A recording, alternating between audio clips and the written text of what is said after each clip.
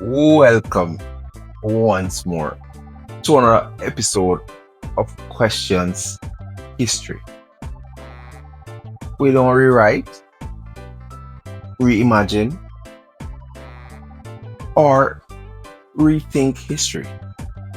We simply ask the question that tells the story. In today's episode of Questions History, we examine a man that wasn't a king. He wasn't a soldier. He was merely a Baptist preacher. But why did Samuel Sharpe started a war? On today's feature of questions, we ask the what, the where, what happened, and why is it important to us today. In December 1831, Western Jamaica exploded into a rebellion. Plantations were set on fire. Work stopped. Thousands of enslaved people refused to continue under a system that had controlled their lives. And this was not random violence.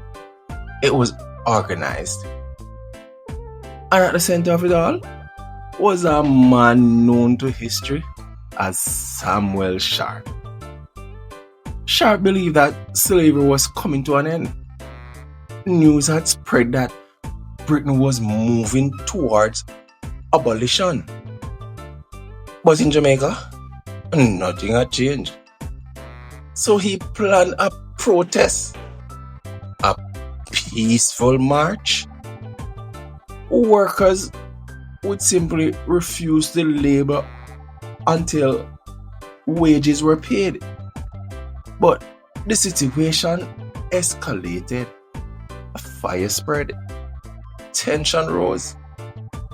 And what began as a protest became a rebellion. This event became known as the Baptist War, one of the largest slave rebellions in the entire Caribbean. Why is this important today? It directly influenced the end of slavery in the British Empire. Not just words, not just politics, but action. Action from the people, by the people. So, the year was 1831. And we saw where one of the largest rebellions in the Caribbean's history took place. We saw where this rebellion steamrolled abolition. We saw where a peaceful protest started a war. But let's now examine question 2. What's the background of the conflict? And who are the key players in this conflict? Journey. By the early 1800s, Jamaica was still a plantation colony built on slavery. Enslaved Africans worked under extreme conditions, long hours, harsh punishment, and had no control over their lives. But change was happening in Britain. Abolitionists were speaking out. Laws were being debated. And news, though slow, reached Jamaica.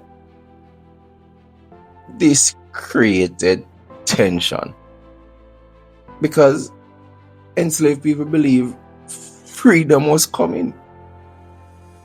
But plantation owners had no intention of giving it up. Samuel Sharpe, he was a different individual. He, though, was literate. He was a Baptist deacon. He had access to information. And more importantly, he had influence. Through church networks, he spread the idea of resistance, not through violence, but through refusal. The key players were not just leaders, they were thousands of enslaved people ready to act. Harsh conditions from the plantation system, that was the harder of the day. But abolitionists raged in Britain. Debates went on as to the morality of slavery. Sam Sharpe, who was an influencer of his time, he had access to information. And we saw where, through the Baptist Church, he simply garnered support to end slavery. But now, let's examine question 3. What escalated the conflict? Journey. The escalation came from fear and reaction. The strike was meant to be a peaceful protest, but plantation owners saw it as a threat. Militias were called in. Pressure increased. Punishments began. And then fires. Plantations burned across the western Jamaica. Whether planned or spontaneous, the fires changed everything. The British no longer saw a protest. They saw a rebellion. Violence followed.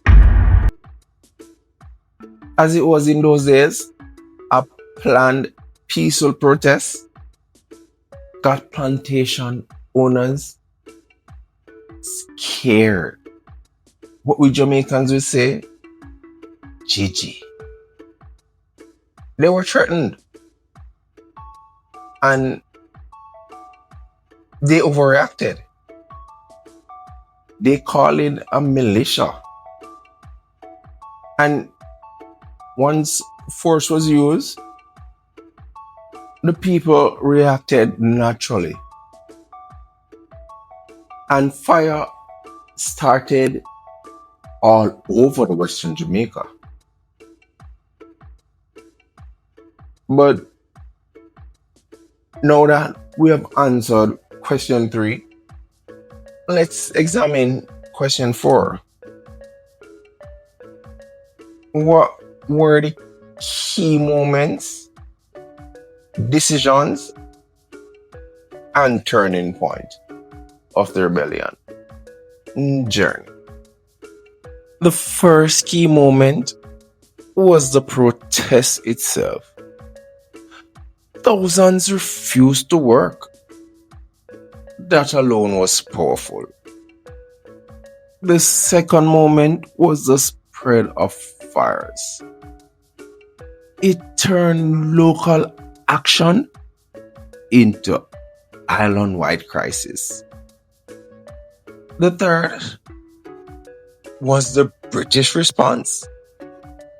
Military force quickly overwhelmed the rebellion. Hundreds were killed. Many more were punished. And then Sam Sharpe himself was captured. His execution became the final turning point. Before he died, he made a statement that would echo through history. He said he would rather die on yonder gallows than live in slavery. That moment transformed him from rebel to symbol to national hero of Jamaica present day. Again, we saw where there was a mass protest. Fire became the cause of the rebellion, spreading throughout the island. The British forces quickly crushed that rebellion. Sam Sharpe was executed. But now, let's join us to examine question 5. What were the impact and consequences of the rebellion and journey as we conclude? The rebellion was crushed, but it was not a failure. News of violence reached Britain, and it shocked the public. The reality of slavery, its brutality, was no longer distant. It was undeniable. Just 2 years later, in 1833, Britain passed the Slavery Abolition Act. Slavery officially ended across the empire. So while Sam Sharpe did not live to see freedom, his action helped create it. Today, he is remembered as a national hero, not because he won the war, but because he changed the outcome. The rebellion was suppressed. British back home, they were shocked of this news. Sam Sharpe eventually became a national hero for the role he played, because in 1833, slavery was eventually abolished. Now, when asked the question, why did Sam Sharpe start the war? The answer is simple. He simply had no option. He simply had no time to lose.